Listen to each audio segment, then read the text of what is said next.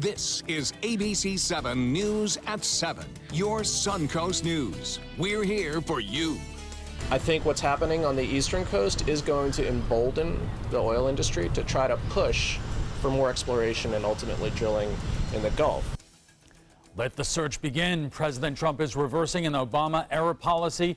Now companies can begin searching the Atlantic coast for oil and gas reserves. Could it give the U.S. more energy independence, but at what cost? Environmentalists say it could lead to an environmental disaster.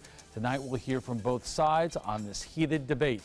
Good evening, everyone. I'm Alan Cohen, and welcome to ABC 7 at 7. We'll have more on the future of energy exploration in the Atlantic coming up. But first, our top 7 stories at 7, and we begin in Punta Gorda, where the trial of Police Chief Tom Lewis in connection to the death of a 73-year-old woman is entering day 3. Today, jurors heard from a firearms instructor who was called in to help investigate after the shooting of Mary Knowlton in August. Sims says usually blanks are not used in shoot-don't-shoot scenarios. The chamber are left empty. The defense argues blanks are allowed. According to the Florida Department of Law Enforcement, prosecutors argue Knowlton would be alive today if Chief Lewis had done a better job in controlling the department. Who did he designate checking Lee Cole's firearm to? I do not know. Could you ever make a conclusion after reading all of the command staff statements? No. Lewis faces charges of culpable negligence in Knowlton's death during a citizens training academy. The trial continues tomorrow. An update on the Palmetto woman charged in connection to her mother's murder. Kayla Coiler is pleading no contest to charges of accessory after the fact to murder, grand theft, and tampering with evidence. The judge accepting the plea, putting Coiler on probation in addition to time served. As part of her plea, she must testify against her boyfriend, Roy Nichols, who is charged with second-degree murder. A trial date has not been set for Nichols. Sarasota police are investigating a third shooting in just the past week. The most recent one happened around 10:30 last night on 33rd Street near Goodrich Avenue and Osprey Avenue. Police say the shots came from a Mercury sedan. One man was shot in the foot. He was taken to Sarasota Memorial Hospital. No arrests have been made, and the search continues tonight. Police were also questioning if this is related to 2 other drive-by shootings. One shooting took place at 32nd Street and 301 last week, followed by another on Sunday at 31st Street and Goodrich Avenue. Those shootings also remain under investigation. Police have not released a motive of either of them. New developments on the construction of lift station 87 in Sarasota. Finally, Osprey Avenue will reopen next month between Hillview Street and Mound Street. The road closed last July, so micro-tunneling work could be done on the bridge over the Hudson Bayou. It is part of a major project to replace the current lift station. The new station is scheduled to be completed in 2020. No word yet when Osprey will reopen, aside from sometime next month.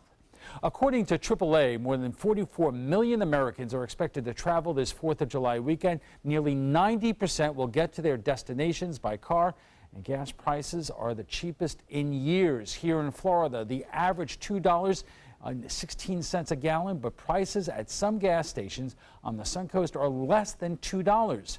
AAA says it comes down to supply and demand. The supply of gas is there. There's a lot of U.S. gas coming around, and that just supply and demand. Supply is here.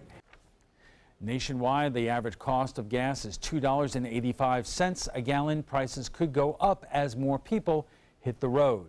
Manatee County is receiving a first-of-its-kind honor in the state for environmentally friendly architecture and programs. Florida's Green Building Coalition is naming Manatee the first platinum-certified county government.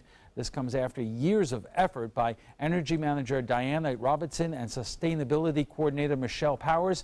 A host of initiatives led to the certification, including the county's energy-efficient downtown chiller plant, the countywide transition to single-stream recycling, and the landfill gas generator, which has slashed energy costs at the Lena Road landfill.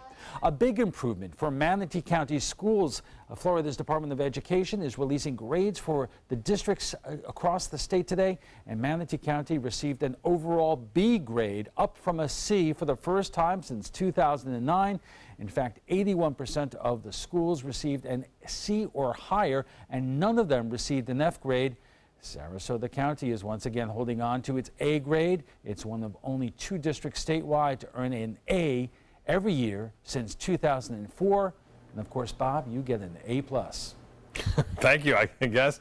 For the morning weather, anyway, afternoon storms are around now. Ellen, we're looking at showers and storms developing on the sea breeze front, as well as outflow boundaries all across the Suncoast. Get a look at the Lakewood Ranch webcam showing you pretty nice day today. That's the A, and then we start to get into the C category here as the showers and storms develop. But it cools us off, right? So we get a B+ on that. You can see the clouds darkening and thickening up on that last frame of that time lapse, the Lakewood Ranch webcam. You're going to get some rainfall here in just a little bit, it looks like, as storms are really starting to develop as the outflow boundary continues to push off to the west. You can see that one in Northport just developed about a half hour ago, and that's produced a little bit of lightning there. Also in southeast Manatee County, pretty big cell moving off generally to the southwest. They're not moving all that much, so they're producing some heavy rainfall and some frequent lightning strikes now near Mayaca City, just to the east of Hidden River. Look out, that may spread in your direction. The slice of that, the 3D, looking up to 45,000 foot heights, and that's pretty good. Above 30,000 starts to generate the lightning, and we're seeing one lone shower there developing near Parrish. As I mentioned, down near Northport, street level, US 41 in between I-75 near Warm Mineral Springs, and right there in the city of Northport, getting some one lone lightning strike there. Our current conditions at the Sarasota-Braden Airport, it's 88 now, and near the beach, it's sunny, and the dew point 74. We have a west wind at 6, and the pressure 30.04 inches, which is high, and continues to rise as a result of the high pressure building in from the Atlantic. 88 in Sarasota, 82 in Jacksonville, and 86 now in Miami, 87 in Key West, where it's raining. It's cooling things down a little bit. That's the nice aspect of these afternoon storms. Dangerous lightning, but the nice cooler weather to follow. Absolutely. Thanks a lot, Bob. And still to come, exploring uncharted territory. President Trump is giving the okay for seismic air gun surveys in the Atlantic to locate oil and gas reserves. But could it hurt marine life and damage our shorelines? We'll hear from both sides of the issue when we return.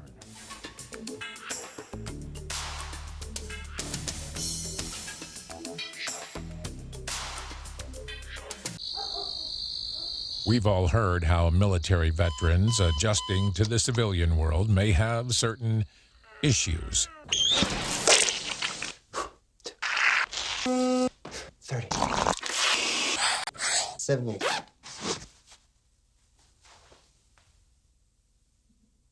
If only everyone had this issue. No matter what challenge they face, Easter Seals is here for America's veterans. I knew I could get myself out of this. I just needed some hope and some help. I took the first step to recovery when I made the call. Since 2014, Addiction Hope and Helpline has answered calls for recovery and treatment 24/7, 365 days a year. If you're depressed, drinking, using drugs, or taking pills, call now and talk to someone who cares. I had problems just getting to sleep, drinking and using pills every night. I feel like I'm losing control. I'm afraid I'll lose my job or even my family. Most insurance covers substance abuse. You can get back on track. Call now for hope and help with proven gentle recovery programs. I never thought that I could be somebody who didn't drink and use drugs. I have something to hold on to for strength. I'm in recovery, getting the help I need. Call 800-622-1941. 800-622-1941.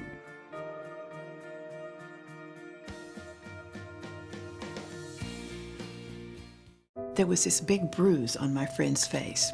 I didn't want to see it. I didn't want to think her own nephew could have hit her. I didn't want to see it. My mother's bank account was emptied, and a caregiver had taken control of it. I didn't want to see it. My father's refrigerator. There was hardly anything in it. That's unusual for him. It's tough to see that a senior citizen is being abused, physically, emotionally, sexually, or financially. Elder abuse is a crime. So see the signs. Stop the crimes. That is a pretty good breakfast. You're not even eating. Not hungry. No? Why not? What's up? Kath and I knew that Jenny had been partying a bit. Found out she tried heroin.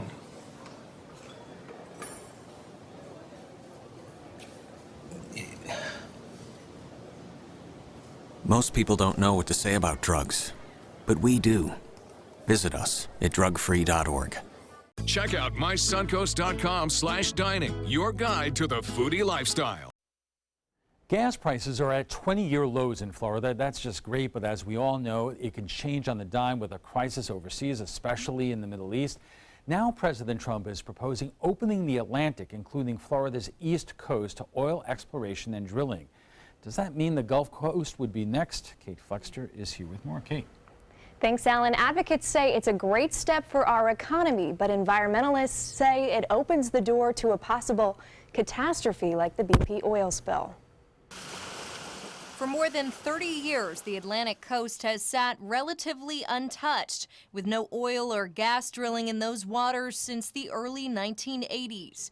But that could soon change. The Trump administration is taking steps to allow 5 energy companies to begin oil and natural gas exploration from Delaware Bay to Cape Canaveral, Florida. Our country is blessed with incredible natural resources, including abundant offshore oil and natural gas reserves. But the federal government has kept 94% of these offshore areas closed for exploration and production. As one of his last moves in office, President Obama passed an executive order banning offshore drilling in parts of the Arctic and Atlantic Oceans, a last-minute attempt to block President Trump from expanding offshore drilling and to prevent environmental disasters like the BP oil spill. I share people's concerns about offshore drilling. I remember the BP spill in the Gulf of Mexico all too well. It's a concern shared by environmental advocates like Justin Bloom. Accidents happen that something like another devastating oil spill might occur, and that would create havoc. In the BP oil spill of 2010, it took 87 days to cap the well, leaking more than 170 million gallons of oil into the Gulf. In the process, the commercial fishing industry lost an estimated $247 million, and the tourism industry lost $22.7 billion. Even beach towns that weren't directly impacted by the spill could feel the effects.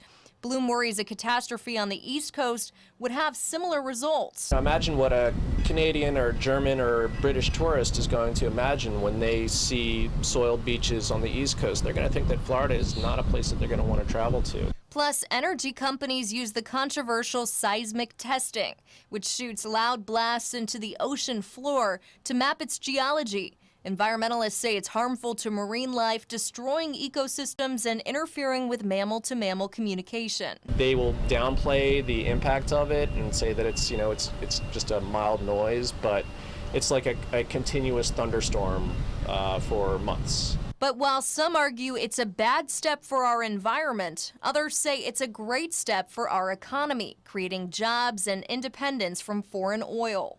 Probably the biggest thing you're going to find by sourcing our energy locally is it's going to drive down cost. It is going to make things cheaper. USF economics instructor Michael Snipes says driving down that cost has the potential to create a positive ripple effect through our entire economy. Oil and petroleum products are things that almost every industry uses. And so if we make those things cheaper, it's going to make costs lower for the industries that use those goods. But Snipes says it would also increase competition among energy companies and could lead to an expansion of offshore drilling in the Gulf as well. The Gulf is currently under a moratorium banning oil and natural gas drilling within 125 miles of the coast. But that's set to expire in the year 2022. That would certainly put pressure on companies that have wells in the Gulf to increase production, maybe go out deeper. That's exactly Bloom's concern. I think what's happening on the eastern coast is going to embolden the oil industry to try to push for more exploration and ultimately drilling in the Gulf. As for the Pacific coast, it's been closed to this kind of exploration since the late 1960s. Kate, thank you. Drill, baby, drill, or not off my beach. We'll drill down on the issue when we take it to the trapezoid. Outdoor living is one of the greatest perks about living in Florida. So whether this is your style, or this, or maybe this, Contact Superior Pools. They've been building pools from Sarasota to Naples since 2001, and they would love to build yours. I'm calling in regards about my mother, and I'm here, and I just want to thank you because it saved my mother's life yesterday. And I'd like to know the names of the people that came in and saved her. It's a wonderful thing. Thank you. With Life Alert, one touch of a button can get you help fast. For a free Life Alert brochure, call 1-800-990-3613. That's 1-800-990-3613. Call now, 1-800-990-3613. I am the resident district manager on the FAU campus for Chartwell. Whenever I see Haley, I do not see a person with a disability. I see a person with extraordinary abilities. Haley is always smiling. She's always on time. She gives fantastic customer service and is always focused on any job that she's given. Hi, this is Dan Marino. When your business recruits people with disabilities, everybody wins. To find out how, go to disabilitieswork.employflorida.com. Ever since I can remember, I've been intrigued by industrial design and the optimization. Wait, that's passion? Ever since I can remember, my passion has been industrial design. We need 3D printers for Miss Adams' engineering program so that we are ready to solve 21st century challenges. Impressive. Think It Up is a new initiative to support student-powered, teacher-led learning projects. Students and teachers, how can you spark great learning experiences in your classroom today? Think it up.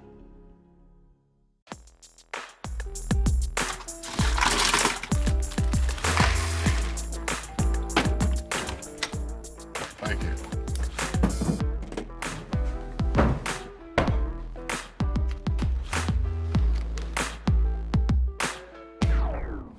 You got a king?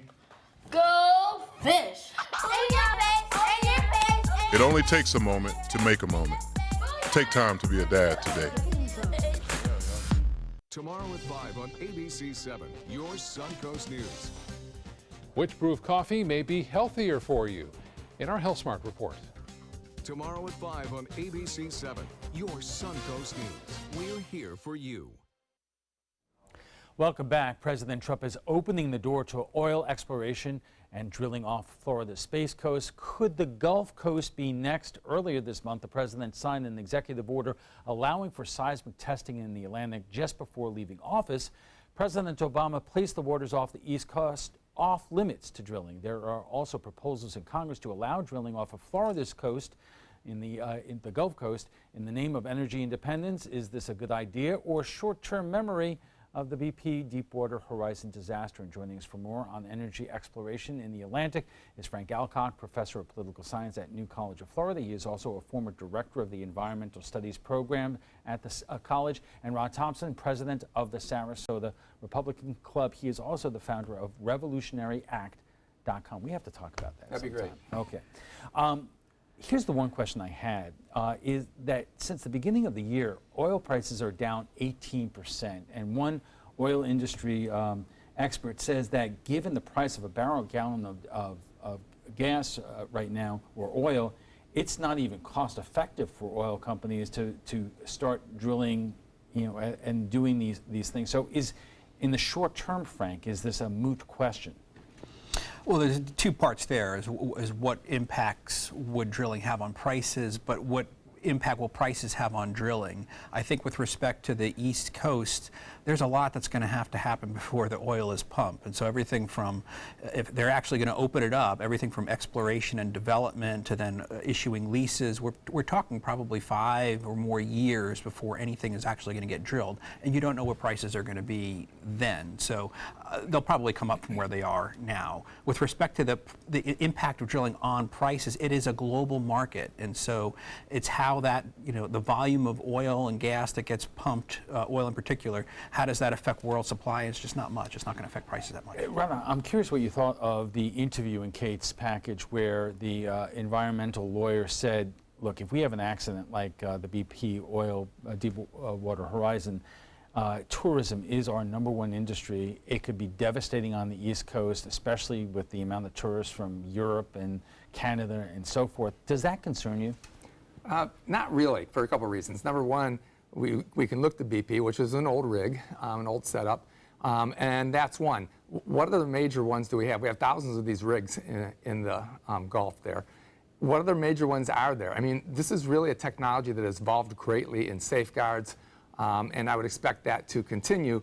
I also think that part of the problem with that, when Kate's numbers where there was, you know, a couple $100 million were hurt in the fisheries, because they were really hurt, and then 20-some billion was hurt in tourism, that's because of the media coverage, which was, it was a big story, but it was a little overwrought on the impacts because it did give the impression that the whole state of Florida was besieged by oil when that was never even close to the case. So I think a combination of increased technology and a little drawback on media coverage if something were to go wrong would be a great thing. It was a state-of-the-art rig, though. That it wasn't an old rig. Deepwater Horizon was state-of-the-art when it blew up. You want to respond to that? No. Not on that point, no. Okay. And I do remember covering the issue at the time. I don't know if the reporting was so much of the environmental devastation in Florida, but there certainly was in Louisiana, Mississippi, and Alabama. There was, and there was some along the coastline there. But what I'm saying is our tourism industry got shellacked by it when there wasn't any oil here. I mean, Sarasota even got money from BP and all for the damages done. We didn't have any oil anywhere near us, and we were never going to, really. So, I mean, I really think the technology is improving at such a rate, and the cost. When oil companies look at the cost that BP had to bear for many years, they have a pretty big incentive themselves to be cautious. Frank, is that a fair point?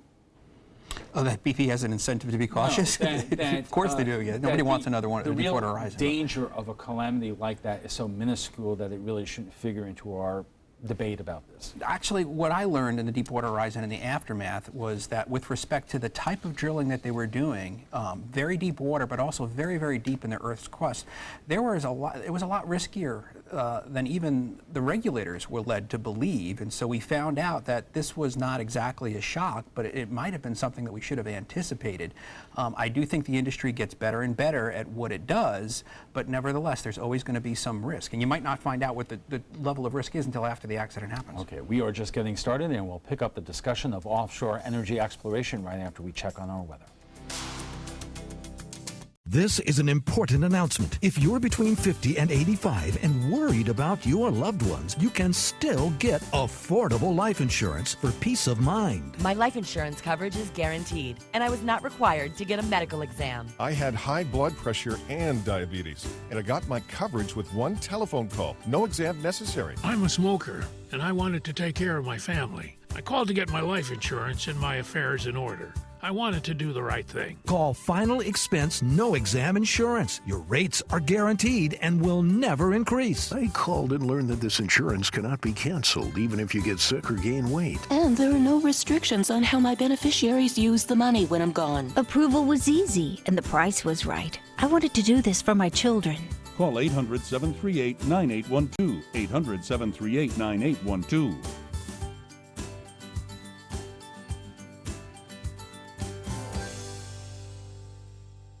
This is important news for women using birth control medications and devices. Mirena, Yaz, NuvaRing, Ortho-Evra, Depo-Provera, Paragard, and Nexplanon have been linked to the development of serious conditions called pseudotumors or false brain tumors. Symptoms of pseudotumors or false brain tumors include loss of vision, chronic headaches, pulsating sounds, nausea, and dizziness. If you or a loved one have been diagnosed with a pseudotumor after using one of these birth control drugs or devices, you may be eligible for a cash award and medical expenses. Contact the law firm of Davis & Crump right now if you or a loved one have used one of these birth control medications or devices and were diagnosed with a pseudotumor to see if you are eligible for a cash award and medical expenses. Call the law offices of Davis & Crump right now. Our first consultation is free and confidential, and we don't get paid unless you get paid. Call now. Operators are standing by.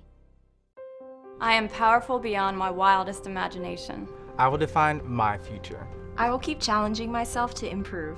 Because I am a future leader of this great nation. I will make a difference in my community. I will not settle for simply chasing my dreams, I will achieve them. Because I was given a chance. An opportunity.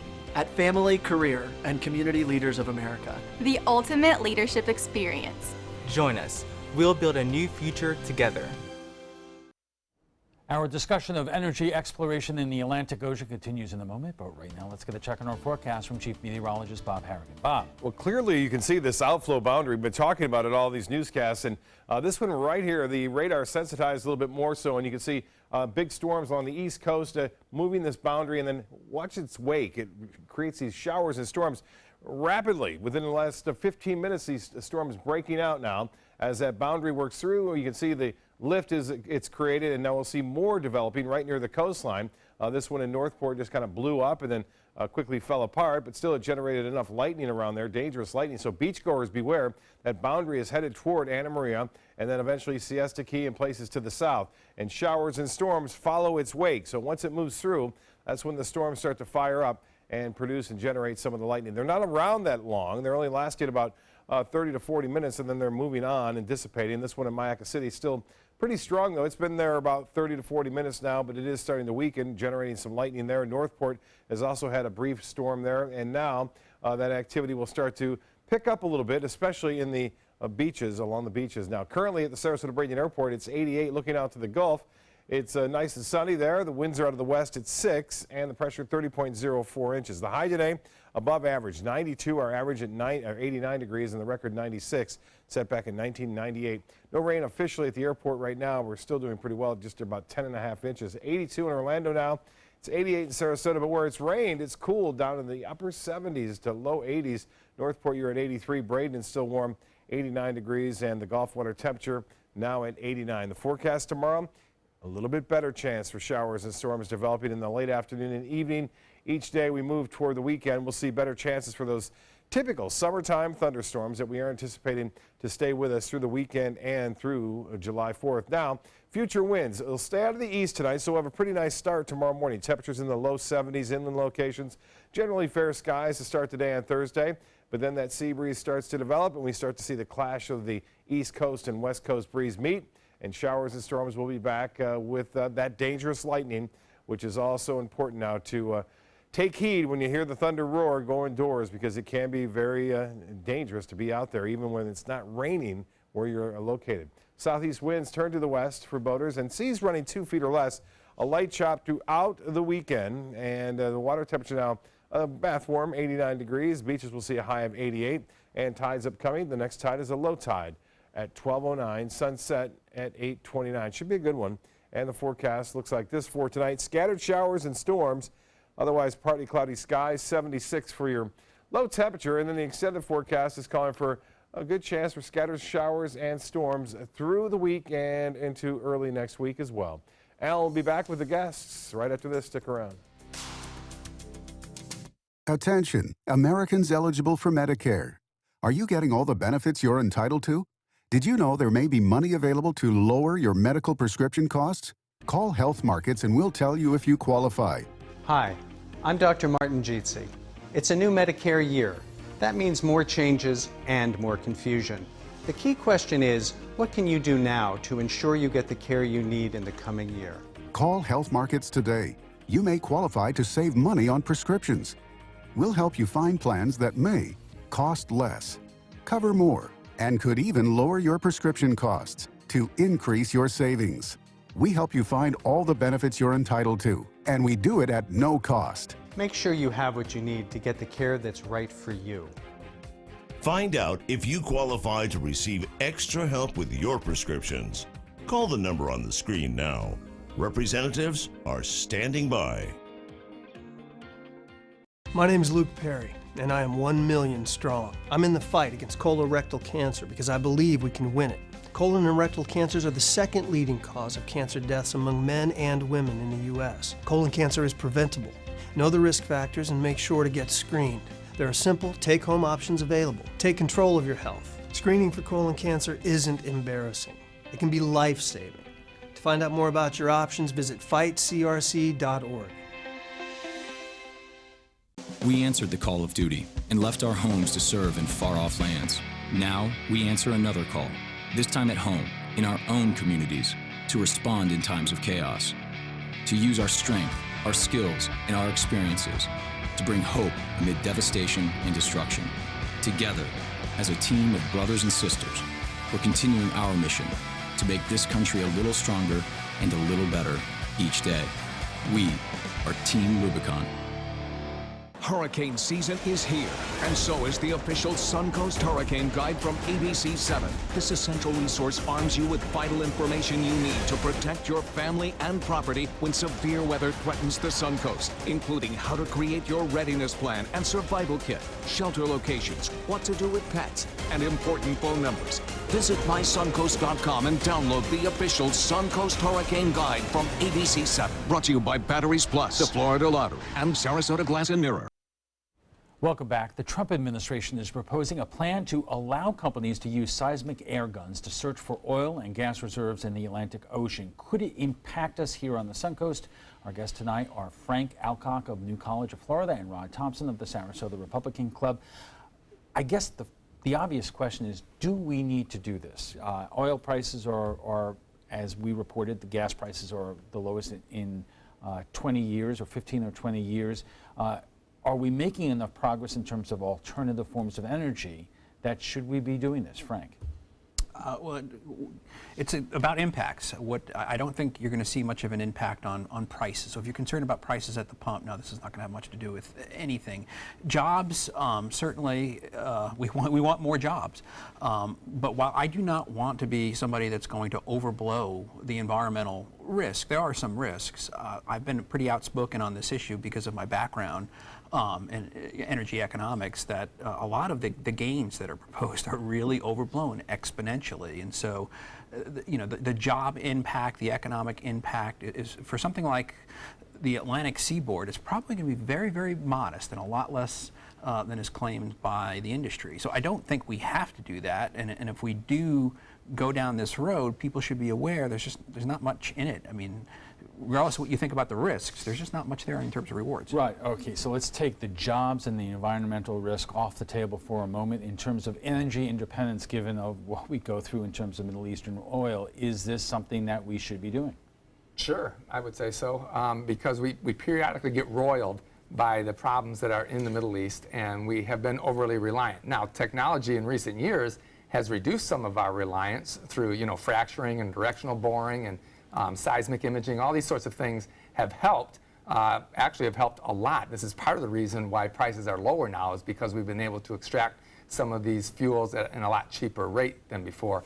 But I don't think that we want to, even in principle, I don't think we want to tie our hands going forward and say we're not going to do it in the Atlantic, we're not going to do it any more in the Gulf, we're certainly not going to do it in the Pacific, we're not going to do it in the western states in a different way, the directional boring and all there. We're not going to do it in Alaska. If we take everything off the table, then I think we have a problem long term. And if we only take some off and not some off, then when we cherry pick it that way in a strategic way, then I think we create winners and losers within the states, and that's bad. I guess the question is, should we, instead of drilling and exploring these reserves, be running towards alternative energy, whether it's solar or wind? I'd like to see more, but I'll come back to, if we want to drill more, if we want to increase production in this country, I'm not against that. But the vast majority, according to government estimates, the vast majority of undiscovered hydrocarbon resources are in areas where they're already open for drilling. The Gulf of Mexico, the Western and Central Gulf, that's where all the oil is. Not really much in the Eastern Gulf. There's a lot up in the Western states area. Alaska might have more than we realize. Not much in the Atlantic seaboard. Right. So, I mean, the oil companies clearly are not going to explore very long, and they're not going to drill if there isn't oil there. If they can make a profit, they'll do it. Well, yeah, but I mean, so it would have to take some reasonable amount of sizable reserves in order for them to be making a profit, because they have to, as you pointed out with Deepwater Horizon, they have to be there for a long time. They have to, because it gets deep in the Atlantic pretty soon, and so they'd have to expend a lot of money to start getting oil out. So they'd have to have a sizable reserve. And the obvious question is, if we open up the Atlantic to more oil drilling, does that inevitably mean that it will become closer to our shores in the Gulf? Frank? I think they're different. I think the politics, certainly, of the federal moratorium in the Eastern Gulf and the factors that are in play, including the military base activity, just very, very different from what's happening in the Eastern Coast. So there could be some momentum, but I think the dynamics for the Gulf area are just different. And also the economic impacts. I actually think if we were to develop along the sort of the southeastern United States. There's not much infrastructure over there, so there could be a little bit more of an economic boost. But the refineries are all in Louisiana, and so if we open up part of the eastern Gulf, you're not going to see a bunch of new jobs. You're just going to redirect people, a few hundred miles over this way. That's been the argument of the senator from Louisiana, is that it would create jobs in Florida. Frank's point is the refineries are in Louisiana, in that area. We're not building refineries in Florida. Trust me, we're not going to do that. Right. In terms of the politics of it, Bill Nelson has been against it. Vern Buchanan has been against drilling off of the Florida coast. Marco Rubio has not been ironclad on that. What is the politics of this, Rod? Typically, the politics are if you're a congressman or a representative in a coastal county, a coastal area, you're going to oppose it all the time, and that's bipartisan. That crosses the lines. Interior in Florida, you're a lot more indifferent to it, and you might look at it as a way to lower energy prices, and so you're a lot more indifferent to it. Typically, you have both senators of either party will oppose it. There's a certain amount of NIMBY that goes on, and everybody always wants to be reelected. And I don't think it's particularly popular to even be talking about offshore drilling in Florida for Floridians, most of whom live on the coast. So, if it's a question of should we explore and possibly drill off the East Coast and the Gulf Coast, are you for it or against it? Well, no, I'm for researching it, like we're doing with this seismic testing for it. I am for researching it to see what's there, and then we can determine from there. But I think we should be looking at the Pacific too, and I think we should be looking at Alaska. The reason why I bring these up, and the Western states, I think that this should be a broad strategic plan to look at all of our assets, see what's available, make known what's available, and then the market can be determining where to go. The key thing that you said there is strategic plan. Frank, is there a strategic plan from the federal government in terms of how to approach domestic oil production? Nothing yet. I mean, this is new for this administration. I think the last administration had a strategic plan. Which was basically no.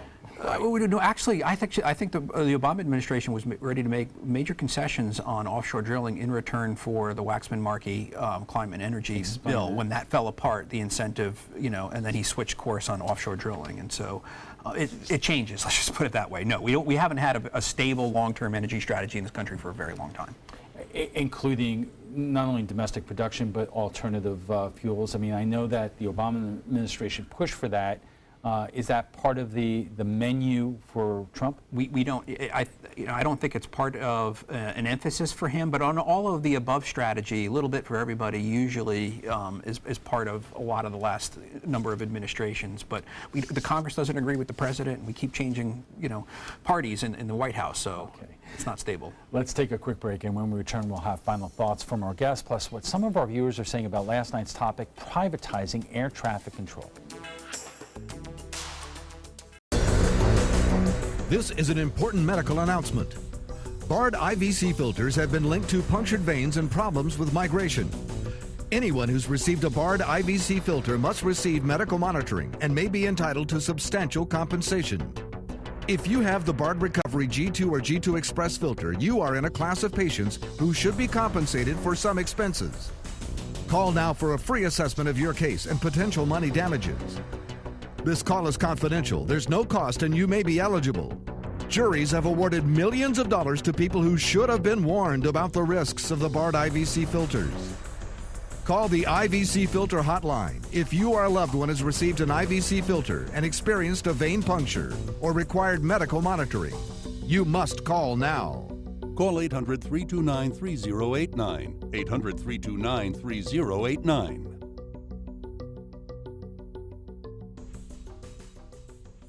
This is your brain. This is drugs. This is your brain on drugs. Any questions? Yeah, I have questions. Prescription drugs aren't as bad as street drugs, right? Weed's legal, isn't it? Drinking is worse than smoking weed. Isn't it? Why is heroin so addictive? Molly just makes you feel happy. I have questions. Mom? Dad, did you ever try drugs? They're going to ask. Be ready. Go to drugfree.org. A message from Partnership for Drug-Free Kids. My name is Haley. I have Fragile X syndrome. I work with Chartwells at Einstein's and FAU. I like being up front and interacting with students. The students are very nice and very hungry. Having a job is a big ticket for independence. Hi, this is Dan Marino. When your business recruits people with disabilities, everybody wins. To find out how, go to disabilitieswork.employflorida.com. Enjoy some of the best Suncoast restaurants on me. Just go to mysuncoast.com/dining, sign up for the newsletter if you haven't already, and you can win a $50 gift card to a restaurant in our area. We'll pick a winner each week, so go on our website and sign up now. Welcome back. The Obama administration blocked attempts to survey the Atlantic for oil and natural gas. Could it do more to energy independence for the U.S.? Are the potential environmental impacts worth the risk? Our guest joining us right now for final thoughts. So, Rod, if I understand your point, you are not opposed to exploring whether or not there are oil reserves there, but you're not set in terms of whether we should be drilling off the Atlantic. I think, like I said, I think that to some degree that's up to the market to determine then. If there's lots of reserves and it's worth it and it can extract a lot of fuel to fuel our economy, then I think that's fine. What I really don't want to see happen is to see with millions of jobs potentially at stake and with economic energy independence at stake, knowing prices will eventually go back up, and this could be a hedge against that. I don't want to see us paralyzed because of the possibility that there could be another spill at some point somewhere. I don't think that's a good strategy for us as a country. Frank, the argument always is that we need to find our way to get off that yo-yo, which is Middle Eastern oil, and if we could produce our own oil supply and energy, we are much better off. It's hard to argue about that, but would drilling off the Atlantic or even in the Gulf, do that? Yeah, I think the risk-reward calculation is just going to be different depending upon the particular place that we're talking about. In the in the Atlantic region, I think even exploring has some risks for marine mammals, and there's a report out today that there's other marine life that might be affected by the seismic. So there's some risk there. I don't want to overblow it.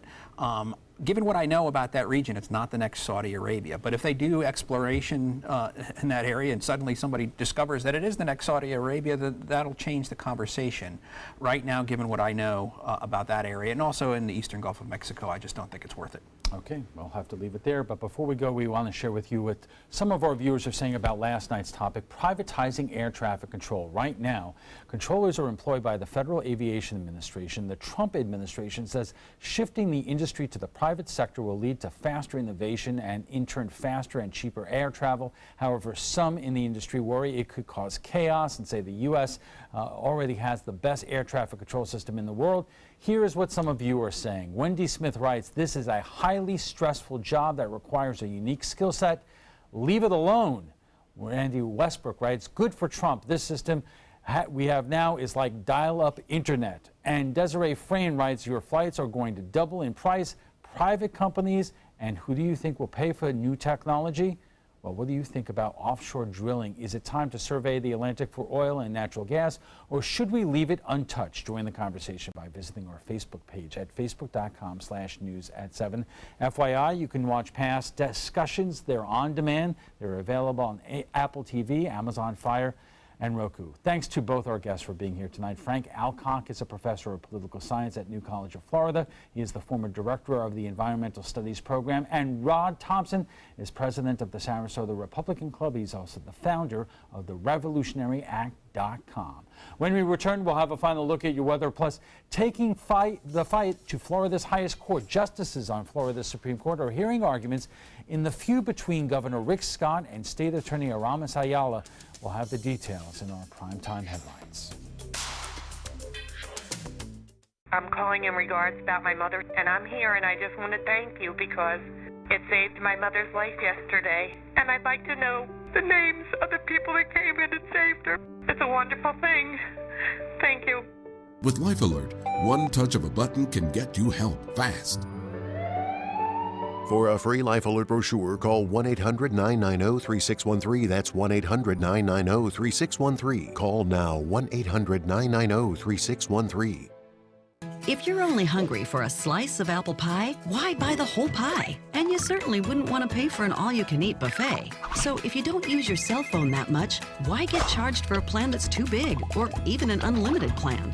Luckily, there's still a wireless company that shares your values. Welcome to Consumer Cellular. Our average customer pays about $25 a month for everything they need. Many pay even less, as plans start at just $10 a month.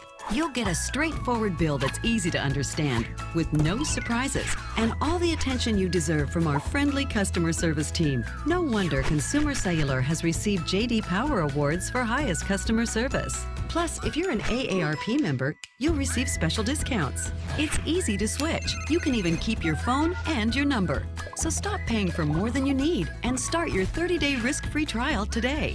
Call 1-800-468-1930. Go online or visit a Target store today. Tomorrow at 5 on ABC7's Good Morning Suncoast. Hello, I'm Jacqueline Matter. And I'm Ray Collins. The latest on a local football coach's lawsuit against the Manatee County School Board. We'll tell you why the former coach is accusing the county of forcing him out. That's tomorrow on Good Morning Suncoast. John? Pattern change brings a little more rainfall to the Suncoast. We'll talk about how that's going to occur bright and early. Tomorrow at 5 on ABC7's Good Morning Suncoast. We're here for you. Your primetime headlines are coming up in a moment, but right now let's get a final check on our forecast from Chief Meteorologist Bob Harrigan.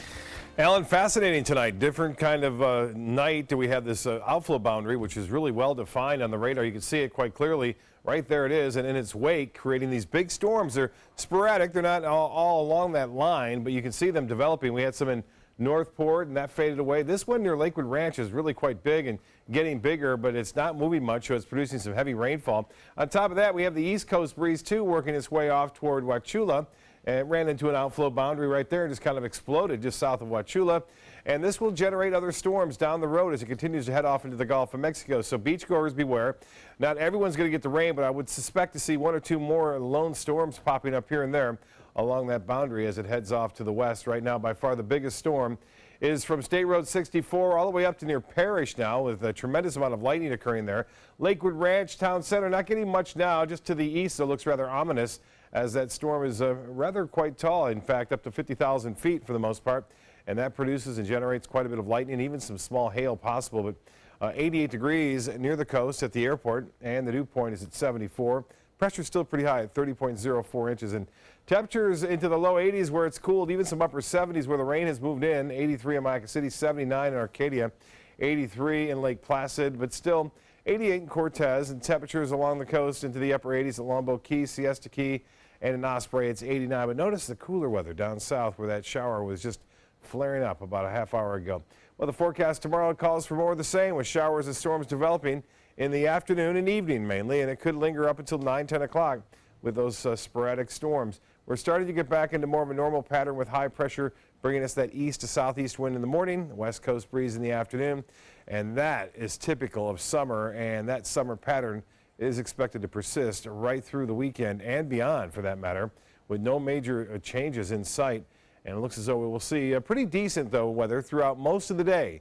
So I don't think we're going to see any washouts during the daytime, but late evening, good chance for showers and storms to be around. Still hot in Phoenix at 108. 79 in Minneapolis is cooler, not bad over the Great Lakes. Detroit, 75 degrees right now, and 90 in St. Louis, though, and 76 in Boston. This little system here looks rather ominous. It looks like it's going to be heading toward Louisiana, Mississippi over the next 24 hours. Should not be a factor for us. Southeast winds for boaters turn to the west at 5 to 10 knots. Seas will be 2 feet or less, a light chop out there. And the water temperature is steamy, 89 degrees. And we're looking for tides upcoming just after midnight. We have the next low tide. High tide will be at 6:30. Sunrise at 6:38. Evening storms about, otherwise 76 for your low. Tomorrow, showers and storms in the afternoon. Yes, this is Florida, this is summer, and that's what we see over the next 7 days. Prime time headlines with Alan. We'll be right back after this. Credit card debt can ruin your life. If you owe $10,000 and minimum payments are siphoning away your paycheck each month, you can get debt-free in less time than you think. I've paid $800 a month for the past 3 years and haven't changed the balance on my credit card. Get debt-free now has a program to reduce your debt, stop the harassing phone calls, avoid financial ruin, and settle for less than you owe. I feel like a huge weight has been lifted off my my shoulders. You're pre-approved for our special hardship program if you owe $10,000 or more. Upon payment of your new lower balance, your debt will finally shrink until you are debt-free. My family no longer has 30 years of payments ahead of us at 20% interest. There's no fees until you see results. So call now, make one monthly program payment, and free up your cash. Resolve your debt. Call 800-628-1251. 800-628-1251. Attention Medicare beneficiaries. Many people with Medicare may be able to get extra benefits and don't even know they're available. You may be able to get dental, vision, hearing, and prescription drug coverage included in your plan. The Medicare Coverage Helpline is accepting calls to see if you're eligible to enroll now. You may be able to get extra benefits including dental, vision, and prescription drug coverage. Hi, I'm Dr. Jason Buchwald. Making sure you go to the doctor and taking all your medications as prescribed can help protect your health. To make it easier, you may now be able to enroll in a Medicare Advantage plan that includes coverage for dental, vision, and prescription drugs. Help protect your health by choosing the right plan for you and get all the benefits you deserve. Call to see if you may be able to get extra benefits including dental, vision, and prescription coverage. Don't delay. Call to see if you're eligible to enroll and may be able to get extra benefits now. Call 800-711-7200. That's 800-711-7200. Here we go. We're going to go out there in the rain. You're going to get wet. All right, here we go. Go,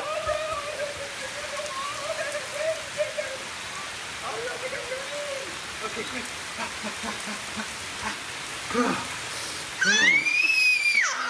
Oh, yeah. Yes. So much fun. Mwah. We're getting so wet.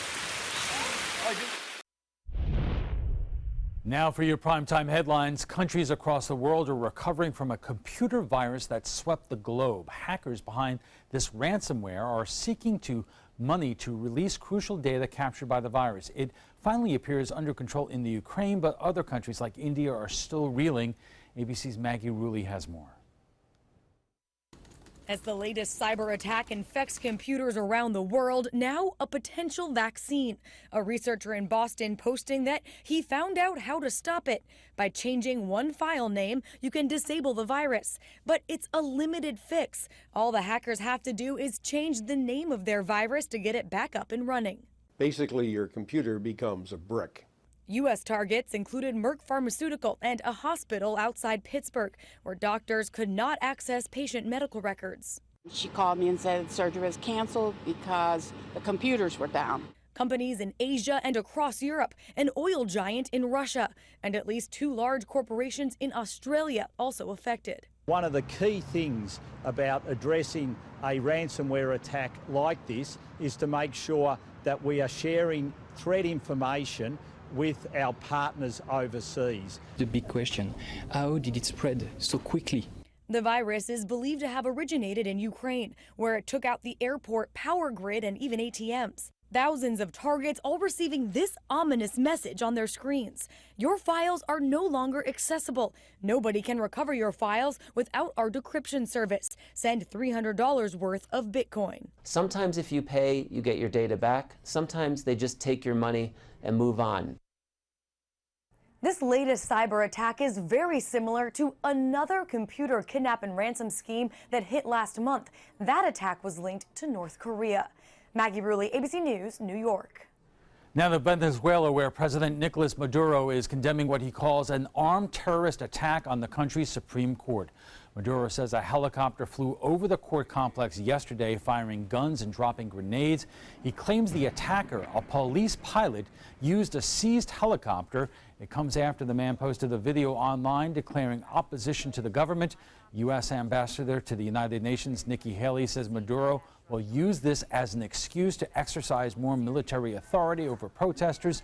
At least 76 protesters have been killed in the country since April. Now to Washington and the latest on the Republican health care bill. The Trump administration is trying to get the wayward Republicans back on board after a vote on the bill was delayed. Protesters storming Senate offices today chanting, "Kill the bill, don't kill me." Senate Majority Leader Mitch McConnell says changes will be made to the bill, including for Medicaid, opioid treatment, and rural hospitals.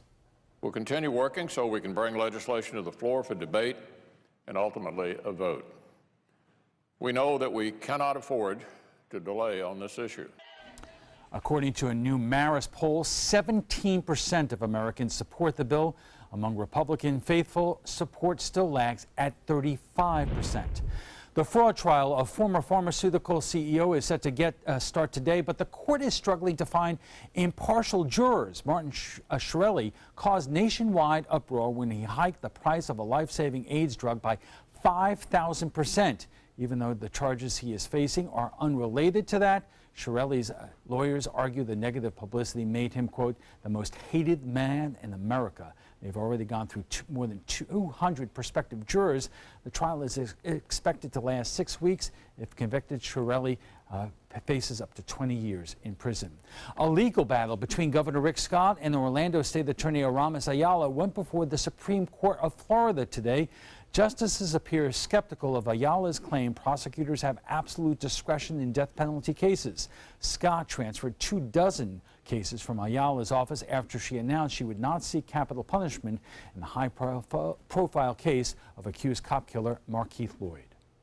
The law is very clear here that there's nothing that requires it to be a case-by-case decision, that there's nothing in the law that requires her to seek the death penalty, and that a close examination of the law as it stands is going to find as we argued here. No one individual in our society has the right to say, I've taken a hard look at this, I've considered all the available evidence, I've figured out this issue, and I'm going to make a policy judgment that is blanket across the board. Justices have given no time frame for when they will make their ruling. Meanwhile, federal prosecutors in Orlando are asking a judge not to dismiss an obstruction charge against the wife of the Pulse nightclub shooter. Noel Salmon is charged with aiding her husband and allegedly misleading investigators. The charge was filed in the Orlando District Court. However, Salmon claims she is accused of misleading Fort Pierce Police, which is considered the Southern District of Florida. Salmon argues the charge was filed in the wrong venue. 49 people were killed in the Pulse nightclub shooting last year. Now to Point Verde, Florida, where the mother of a 16-year-old transgender boy is suing the Florida school board. She says her son is being denied access to the boys' restroom at his high school. Her son, who identifies as Drew Adams, was born a female but has identified as a male for 2 years. Apparently, school counselors instructed Drew to refrain from using the boys' restrooms and told him to use gender-neutral restrooms instead. And that's all the time we have for this evening. I'm Alan Cohn. Thanks for joining us, and have a good night.